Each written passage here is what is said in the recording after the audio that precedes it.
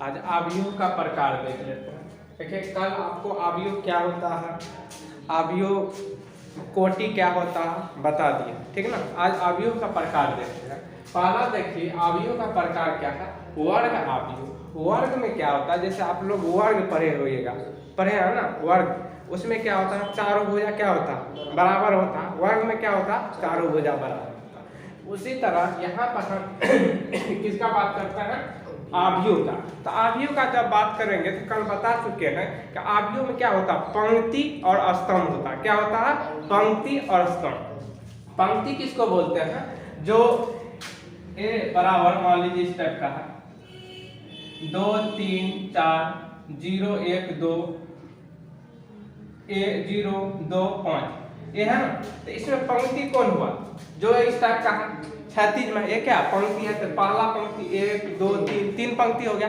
स्तंभ जो खड़ा है खंबा की तरफ उसको स्तंभ बोलते हैं ना। तो देखिए कितने स्तंभ, 1 2 3 स्तंभ। तो आव्यूह में किसका, आव्यूह कहने का मतलब क्या, उसमें किसकी बात होगी, पंक्ति और स्तंभ। यही होगा, किसका बात होगा, पंक्ति और स्तंभ। तो आव्यूह में पंक्ति स्तंभ होता है। तो इसमें देखिए वर्ग आव्यूह का जब बात करेंगे तो उसमें पंक्ति की संख्या और स्तंभ की संख्या क्या होना चाहिए, बराबर होना चाहिए। जैसे वर्ग में क्या होता है, चारों भुजा बराबर होता है, लेकिन यहाँ वर्ग आव्यूह का बात करें तो इसमें क्या होगा, पंक्ति और स्तंभों की संख्या क्या होगी, बराबर होगी। तो यहाँ पे आप देखिए यही लिखा दिया है ना, वर्ग आव्यूह, जिस आव्यूह में पंक्ति और स्तंभों की संख्या क्या हो, बराबर हो। अब यहाँ पर देखिए पंक्ति इसमें कितने हैं, देखिए 1 2 पंक्ति है, स्तंभ गिनिए तो 1 2 स्तंभ भी कितने हैं, 2 है। तब पंक्ति और स्तंभ दोनों बराबर है। जब पंक्ति और स्तंभ दोनों बराबर हो जाएगा तो क्या कौन सा आव्यूह कहलाएगा, बताइए, वर्ग आव्यूह। जब पंक्ति और स्तंभ की संख्या बराबर हो तो क्या होगा, वर्ग आव्यूह। तो इसमें पंक्ति और स्तंभ तो समझ गए। तो देखिए 1 2 पंक्ति है, स्तंभ कितने हैं 1 2, स्तंभ कितने हैं 2, तो दोनों बराबर हो गया। तो ये क्या कहलाएगा, वर्ग आव्यूह कहलाएगा।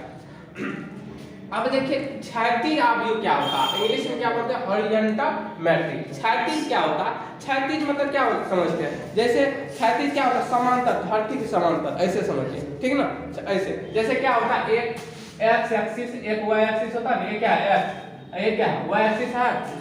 एक्स एक्सिस का लाइन समांतर लाइन खींचिएगा ना तो यही क्या कहलाएगा, आपको क्षैतिज कहलाएगा। एक्स के समांतर जब जितने भी लाइन आप खींचिएगा तो वो क्या कहलाएगा, क्षैतिज कहलाएगा। अब वाई के समांतर, इसके समांतर खींचिएगा तो इसको क्या कहते हैं, उधर, या इसको वर्टिकल बोलते हैं। तो यहाँ पे देखिए क्या लिखे, क्षैतिज आव्यूह हॉरिजॉन्टल मैट्रिक्स। इसमें क्या लिखे, जिस आव्यूह में पंक्तियों की संख्या, पंक्तियों की संख्या से स्तंभ की संख्या ज्यादा हो। पंक्तियों की संख्या से किसका ज्यादा हो, स्तंभ का। यहाँ एग्जांपल में देखिए इस पे इसको पूरा यहाँ पर रखिए तो कितने पंक्ति दिख रहा है आपको, एक ही दिख रहा है ना। इससे ऊपर नीचे कुछ दिख रहा है, नहीं दिख रहा। तो इसका मतलब एक पेन रखे यहाँ पर ढका गया तो एक ही पंक्ति में आ गया।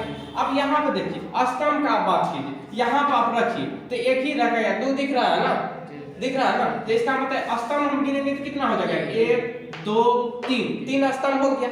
अब पंक्ति देखिए तो कितना दिख रहा है, एक स्तंभ कितना है, स्तंभ 3 हो गया। तो स्तंभ 3 हो गया। तो इसमें क्या लिखे, इसमें क्या ज्यादा, पंक्ति ज्यादा है कि स्तंभ ज्यादा है, बताइए, स्तंभ ज्यादा, यही लिखे है ना। जिस आव्यूह में पंक्तियों की संख्या से स्तंभ की संख्या ज्यादा, स्तंभ की संख्या ज्यादा, इसमें स्तंभ की संख्या ज्यादा है ना। तो जब स्तंभ की संख्या ज्यादा होगा तो कौन सा आव्यूह कहलाएगा, क्षैतिज। अब देखिए उदाहरण में क्या लिखा है, वर्टिकल, इंग्लिश में क्या होता है, वर्टिकल। वर्टिकल मतलब खड़ा हो, ऐसे है ना। तो वर्टिकल, जिस आव्यूह में स्तंभों की संख्या पंक्तियों की संख्या से क्या हो, कम हो, पंक्ति की संख्या से क्या हो, कम, मतलब इसका क्या हो, उल्टा। पहले वाला क्या हो, ये उल्टा, उल्टे हुआ ना। यहाँ पर आप देखिए, यहाँ पर आप रखे तो ढका गया पूरा। तो इसमें कितने स्तंभ है, एक ही स्तंभ हुआ ना। अब पंक्ति गिने, पंक्ति तो ऐसे ही गिनते हैं ना।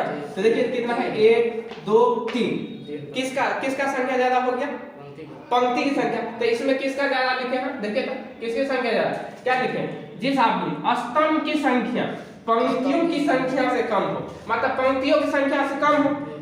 तो पंक्ति की संख्या इसमें ज्यादा है ना, स्तंभ कम है ना, वही चीज इसमें लिखा है ना। ये चीज समझ में आया कि नहीं आया, आगे हम पूरा। अब यहाँ पर देखिए स्तंभ आव्यूह, स्तंभ मतलब वैसा आव्यूह, स्तंभ मतलब क्या, खड़ा, यही ना। स्तंभ मतलब खड़ा, जो खड़ी लाइन हो, ठीक ना। जो खड़ी लाइन हो उसको स्तंभ, और जो पड़ी, जैसे हम सो जाएंगे तो पड़ गया तो वो क्या हो जाएगा पंक्ति, जो खड़ा हो क्या हो जाएगा स्तंभ। तो देखिए खड़ा, यहाँ पर इसको खड़ा करके यहाँ पर रखी तो ढका गया पूरा, तो एक ही इसमें क्या स्तंभ है, एक ही स्तंभ है। जैसे खड़ा करके कोई चीज को ढकिए, ढका गया पूरा तो स्तंभ कहला। जैसे जैसे हम लोग सोते हैं और उस पर रख दीजिए ऐसे करके, जैसे ऐसे ही सोते हैं ना, ऐसे करके रखिए, ऐसे रखिए ढका के, वो क्या कहलाएगा पंक्ति कहलाएगा, पंक्ति। तो ये इसको हम खड़ा कर रखे ढका गया तो एक इसमें क्या स्तंभ है। तो यही लिखा जब स्तंभ आयु में क्या केवल एक स्तंभ हो, तो यही लिखा जिस आयु में केवल क्या हो एक स्तंभ। अब देखिए पंक्ति आयु जिसमें केवल एक पंक्ति हो, जिसमें केवल क्या हो एक पंक्ति हो, एक ही पंक्ति है ना जिसमें केवल एक पंक्ति हो।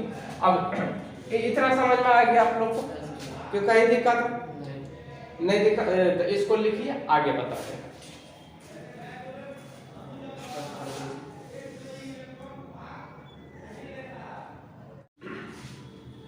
लिखा गया, चलिए याद रखिए विकर्ण अवयव। विकर्ण अवयव में क्या होता है, जो विकर्ण का जितने भी अवयव होंगे, विकर्ण का अवयव वो कुछ न कुछ उसका मान होगा, ठीक ना।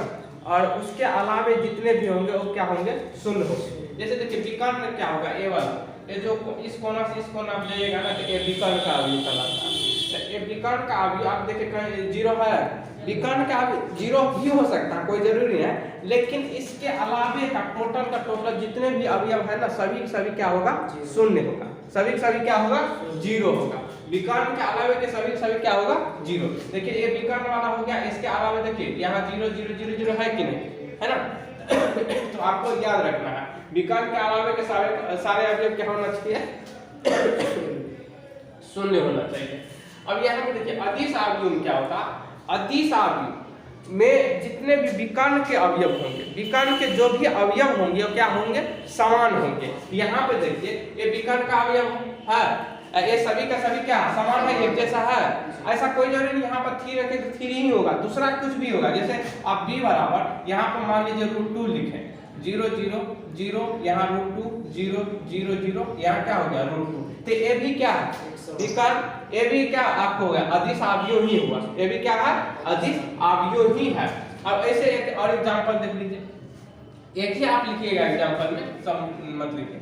यहाँ पर देखिए तो 1/2 0 0 0 1/2 0 0 0 1/2, ये बताइए एक अदिश अवयव है कि नहीं है, है कैसे है क्योंकि एक समान है, एक क्या है विकर्ण का अवयव क्या है सारे क्या है समान है, ठीक ना। विकर्ण का अवयव क्या होता है, जैसे यहाँ विकर्ण अवयव लिखे तो एक फर्स्ट क्लास में आपको बताए थे क्या AIJ बताए थे, तो AIJ आई क्या है जे क्या है आयमा पंक्ति, मतलब आयमा पंक्ति मतलब जिस जगह हो अवयव की संख्या का स्थान को बताता। AIJ बराबर हो जाएगा JI वही क्या IJ इक्वल टू JI के बराबर जहां जहां होगा वही विकर्ण का अवयव कहलाता है। अब देखिए यहाँ पर आप बात करेंगे तो आप लोग को बता चुके हैं कल, यहाँ पर आप लोग A11 A12 इस टाइप करके बताए थे, A12 A13 A21 A22 A23 A31 A32 A33 ये बताए हुए हैं।